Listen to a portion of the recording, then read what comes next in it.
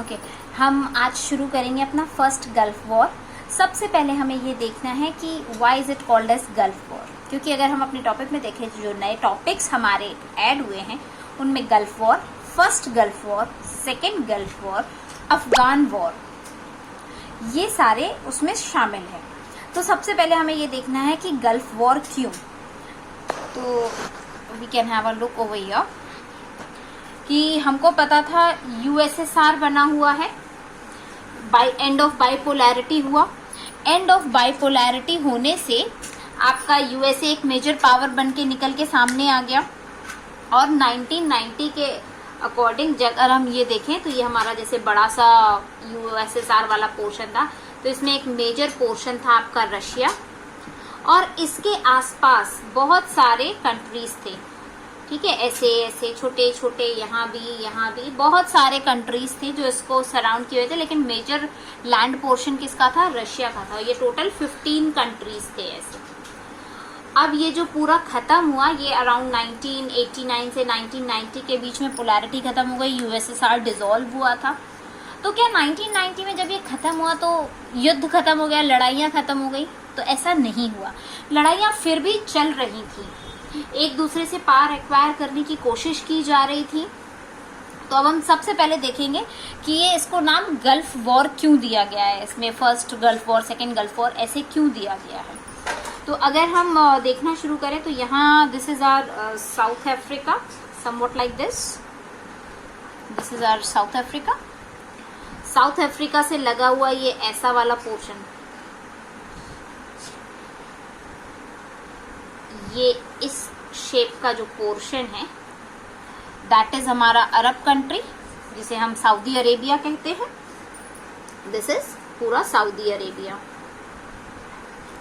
South में Saudi Arabia. ये हमारा सऊदी अरेबिया हो गया। ये हमारा अफ्रीका था, ये हमारा अफ्रीका था, ये सऊदी अरेबिया था। और इसके बाद जो इधर से ये जो कनेक्ट होकर आता है दिस इज आवर इंडिया। ठीक है, सो इस तरफ हमारा इंडिया है। अब ये वाला ये जो रीजन है, यहाँ हमको पता है दो कंट्रीज आती हैं, एक यमन है, एक ओमान है। यहाँ पे दो आइलैंड्स आते हैं, एक छोटा सा आइलैंड है जो हर जगह से घिरा हुआ है पानी से, एंड दैट इज बहरीन।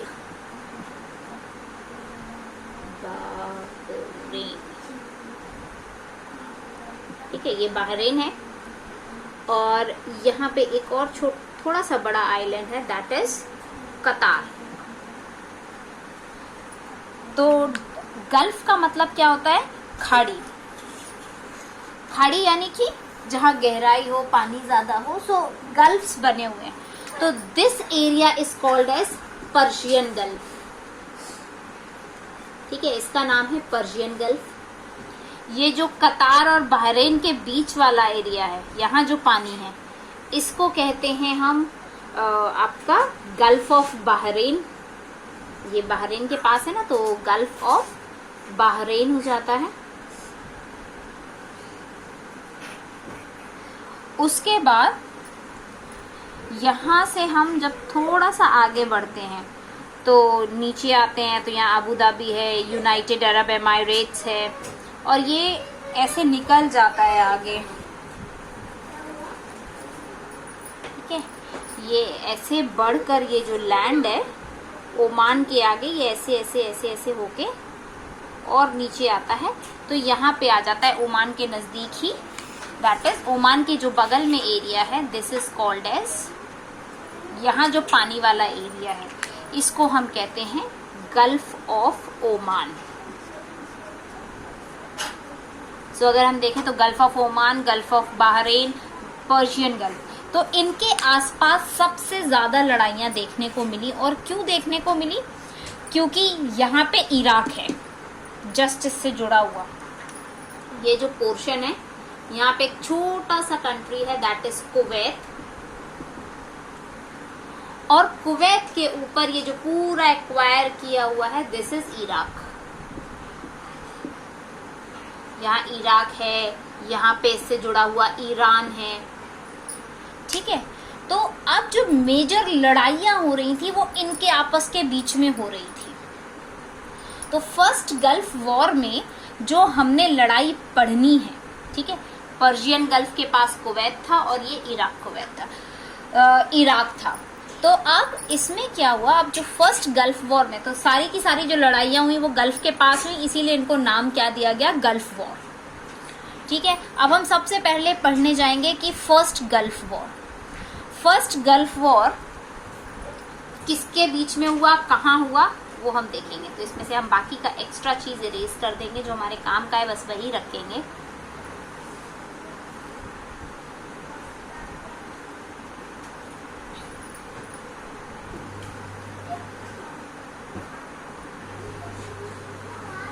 ठीक है, सो हियर इट इज कि ये जो हमारा था, दिस इज कुवैत, और ये जो हमारा था ये था पूरा पर्शियन गल्फ। ठीक है, पर्शियन गल्फ था।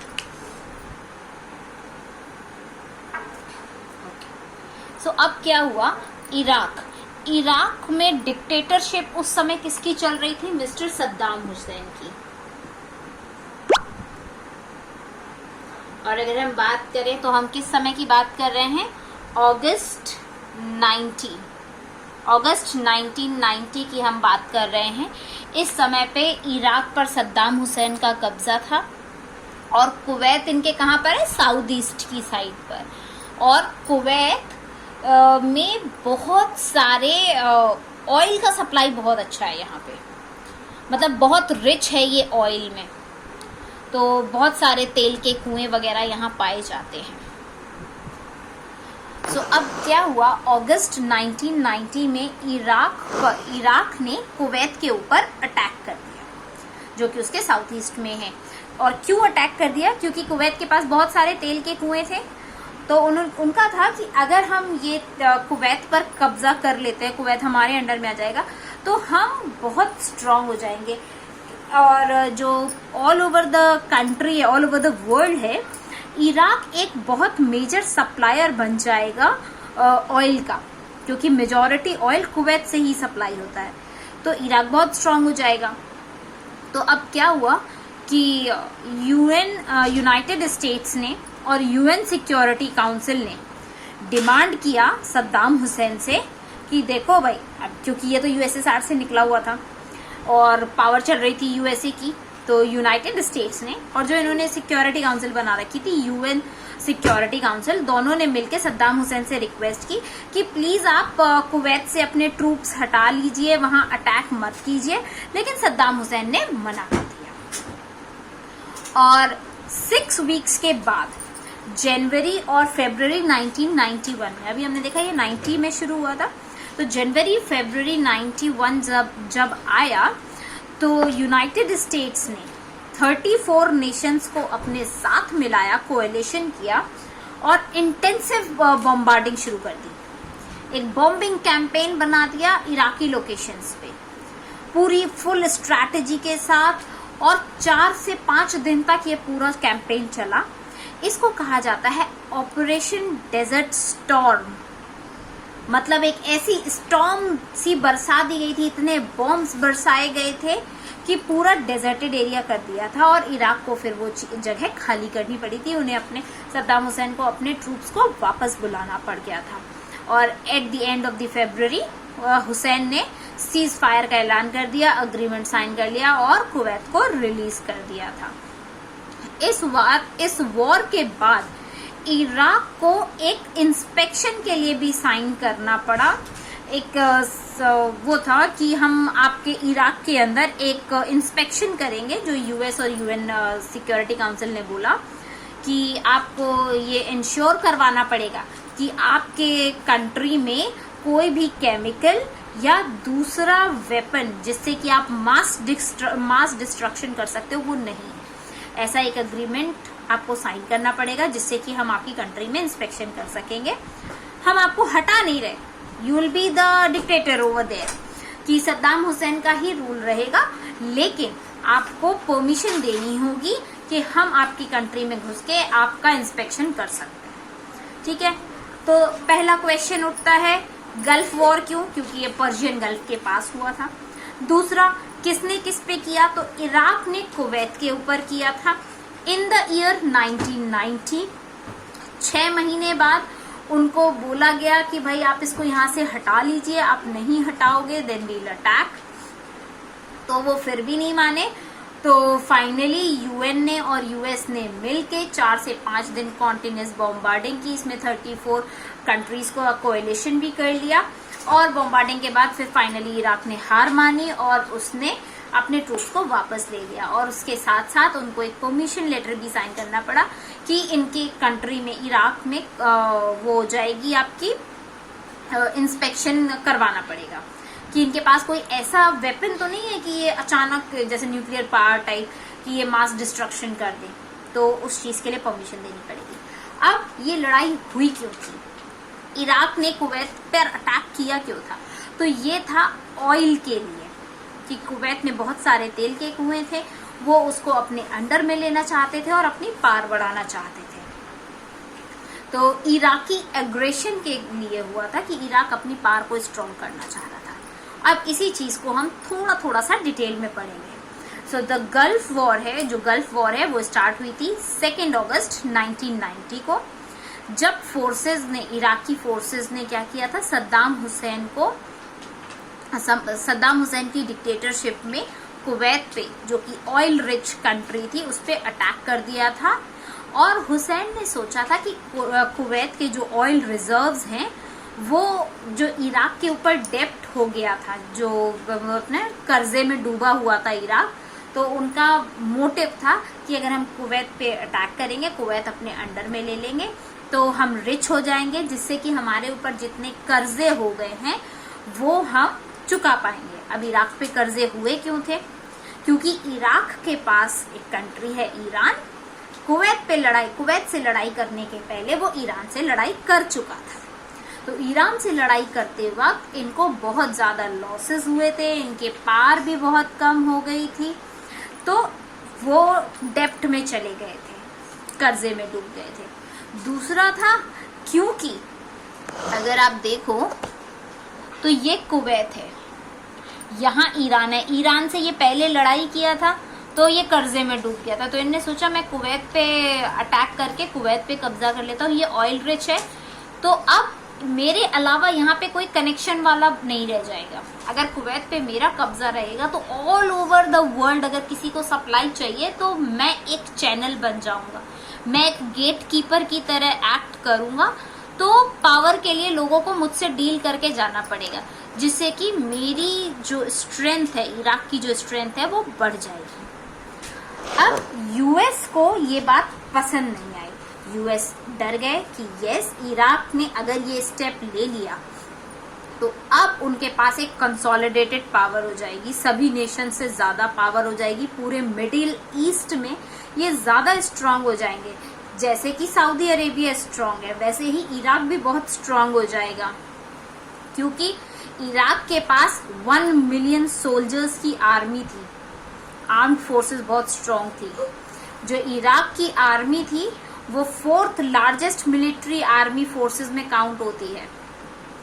और इन पार्ट आयरनिकली, क्योंकि यूएस जो था वो वेपन्स, अब इनकी आर्मी इतनी स्ट्रांग हो कैसे गई, 1 मिलियन सोल्जर्स की तो आर्मी थी, यूएस को इतना टेंशन क्यों था, यूएस तो अलग था, यूएस को इतना टेंशन क्यों है, तुम कुवैत पे कब्जा करो या किसी और पे XYZ पे कब्जा करो।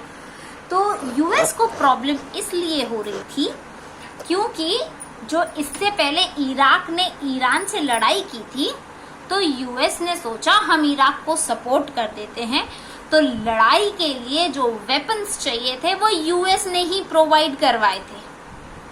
तो अब हथियार यूएस नहीं दिए थे, तो उनको पता था कि भाई इनके पास कितने ज्यादा हथियार मौजूद हैं, 4th लार्जेस्ट मिलिट्री फोर्सेस हैं ही, वेपन्स हमने दे दिए, तो अल्टीमेटली ये तो बहुत स्ट्रांग हो गए। अब इराक तो बहुत स्ट्रांग हो गया, और अगर इसके पास ऑयल वाला भी कब्जा हो जाएगा, ऑयल का रिजर्वॉयर भी इनके कब्जे में आ जाएगा, तो फिर तो ये एक मेजर पावर बन के सामने आ जाएगा और फिर ये हो सकता है कि ये फर्दर हमसे भी लड़ाई करने की कोशिश करे। तो यूएस का जो पॉलिसी था कि किसी को अब इतना पावर में आने ही नहीं देना है, क्योंकि ऑलरेडी ये लोग सेकेंड वर्ल्ड वॉर देख चुके थे। तो अब उन्होंने क्या किया कि अब इराक इतना ज्यादा स्ट्रांग ना हो जाए, हमको इसकी मिलिट्री के बारे में पता है, हमें इसके वेपन्स के बारे में भी पता है। तो यूएस ने 34 कंट्रीज का कोएलिशन बनाया, यूएन सिक्योरिटी काउंसिल को अपने साथ मिलाया और उसको मैनिपुलेट किया कि हाँ हम जो कर रहे हैं वो सही है, और फिर उन्होंने इराक को रोकने की कोशिश की। तो अगर हम यहाँ देखें अपने डॉक्यूमेंट में तो दिस सेज कि यूएस ऑफिशियल्स वरिड हो गए थे कुवैत से कि Kuwait might be Iraq's first step in a larger effort to consolidate, कि ये इसका पहला स्टेप हो सकता है पावर में आने के लिए, और फिर ये मिडिल ईस्ट में बहुत स्ट्रांग हो जाएगा एज पर सऊदी अरेबिया। और इनकी आर्मी भी 1 मिलियन सोल्जर्स की है, आर्म्ड फोर्सेस हैं, क्योंकि इराक की आर्मी को 4th लार्जेस्ट आर्मी में काउंट होती है, और क्योंकि यूनाइटेड स्टेट्स ने उनको वेपन सप्लाई करवाए थे जब वो ईरान के साथ लड़ाई कर रहा था। और इन्होंने आर्म्स दिए क्यों थे, ये भी पॉइंट है, क्योंकि ईरान से यूएस की नहीं पट रही थी। तो ठीक है, दो दुश्मन लड़ रहे हैं, मतलब हमारे दुश्मन से कोई लड़ रहा है तो ठीक है हम उसको सपोर्ट कर देते हैं। तो इनका दुश्मन ईरान था, इराक उससे लड़ने जा रहा था, तो इन्होंने वेपन्स दे दिए थे इराक को 1979 में। तो जब इस्लामिक फंडामेंटलिस्ट की लड़ाई हो रही थी तो उस टाइम पर इन्होंने सब हेल्प किया था। और दिक्कत कहाँ हो गई थी, तो अब ये था कि ईरान से यूएस को क्या प्रॉब्लम थी, क्यों उससे लड़ने के लिए वेपन दे रहे थे। तो ये था 1979 में जो इस्लामिक कंट्रोल वाले लोग थे, इस्लामिक फंडामेंटलिस्ट्स जो थे, उन्होंने प्रो अमेरिकन गवर्नमेंट को अमेरिकन एम्बेसी के से निकालकर हॉस्टेज बनाया हुआ था। तो उस टाइम की खुन्नस इनको भरी हुई थी, जिसके लिए इन्होंने इराक को सपोर्ट किया। और जब इराक की मिलिट्री स्ट्रांग हो गई और उसने कुवैत पे अटैक किया तो ये इराक के खिलाफ हो गए। अब इराक ने जो अटैक किया था वो जियोपॉलिटिकल ऑयल क्राइसिस की वजह से किया था। सद्दाम हुसैन कंट्रोल चाह रहे थे कुवैत के ऊपर और सऊदी अरेबिया के ऊपर। और अगर ये ऐसा कर लेते तो he would have control over 20% of world oil reserves.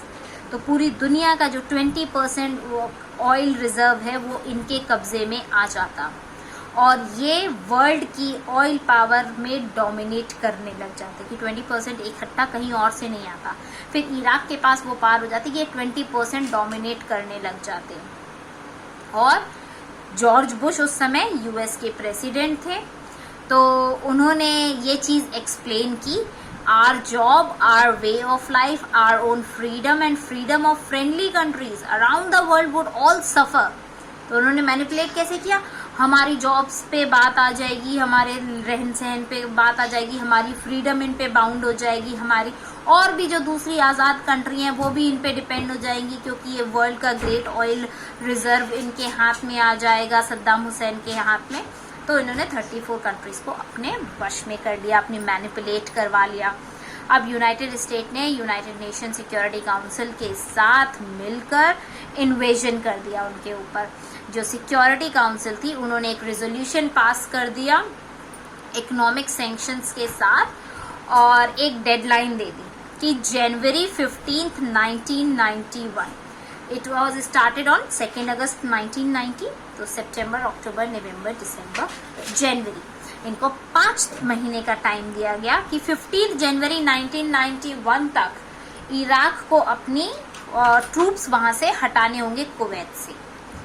नहीं माने, इन्वेजन चालू रहा कुवैत के ऊपर। तो ये पूरा जो इन्वेजन हुआ, जो यूएस और उन्होंने काम किया, ये 2 स्टेजेस में किया। The first one was operation desert shield, जो कि अगस्त 1990 से जनवरी 17, 1991 तक चला। और इसमें था कि 5 दिन तक आफ्टर इराक इन्वेडेड कुवैत, जिस टाइम इराक ने कुवैत पर अटैक किया था, प्रेसिडेंट बुश ने एक ऑपरेशन डेजर्ट शील्ड चला दिया था, जहां पे उन्होंने 34 नेशंस को कोएलिशन बना के यूनाइटेड नेशंस के साथ उनके ट्रूप्स को स्ट्रेंथन अप कर लिया था और 500,000 से भी ज्यादा लोग इकट्ठे कर लिए थे और इसको एक्सप्लेन किया था ऑपरेशन डेजर्ट शील्ड के नाम से। A line in the sand, इसको a line in the sand भी कहते हैं, जिसमें ये सऊदी अरेबिया को प्रोटेक्ट कर रहे थे और कुवैत को लिबरेट कराने की कोशिश कर रहे थे। तो इन्होंने अपना प्रोटेक्शन कवरिंग बना दिया था, अपनी 5 महीने का जो उनको टाइम दिया था कि ट्रूप्स हटा लो नहीं तो कुछ गड़बड़ होगी, तब तक में इन्होंने अपनी पार को स्ट्रॉन्ग कर लिया था। तो this was operation desert shield की पहले एक शील्ड क्रिएट की थी। उसके बाद जनवरी 15 तक का टाइम दिया था, जनवरी 7 जब तक नहीं हटी तब तक में इनकी शील्ड तैयार हो गई। तो दूसरा चीज शुरू की ऑपरेशन डेजर्ट स्टॉर्म। इस ऑपरेशन डेजर्ट स्टॉर्म को शुरू किया गया जनवरी 17 से फरवरी 28, 1991 तक। और इस ऑपरेशन डेजर्ट स्टॉर्म में दोनों के बीच में भयानक लड़ाइयां हुई, एक बहुत कॉन्फ्लिक्ट हुआ। It began with a 5-week bombing campaign. 5 हफ्तों की बॉम्बिंग कैंपेन चलाई गई, जहां पे 2000 सॉर्टीज एक दिन में चलाए जा रहे थे। 2000 सॉर्टीज मतलब स्मार्ट बॉम्ब्स। ये ऐसे बॉम्ब्स थे जिनको आप टारगेट करके मारो तो वो कुछ भी हो जाए, वो पर्टिकुलर अपने टारगेट पे जाकर ही फटते थे। इसके एवज में वहां से इराक ने भी बॉम्बार्डिंग की और उन्होंने मतलब इनको स्मार्ट बॉम्ब्स को या सॉर्टीज को वो पिन पॉइंट एक्यूरेसी के साथ मारा जाता था। और इराकी टारगेट्स के ऊपर जो चेयरमैन थे, जॉइंट चीफ्स थे, स्टाफ था, जॉइंट चीफ्स थे जनरल कॉलिन पॉवेल और जनरल नॉर्मन श्वाज़कॉफ ऑर्केस्ट्रेट, तो उन्होंने पूरा अरेंज करके रखा हुआ था और वही उससे डील कर रहे थे।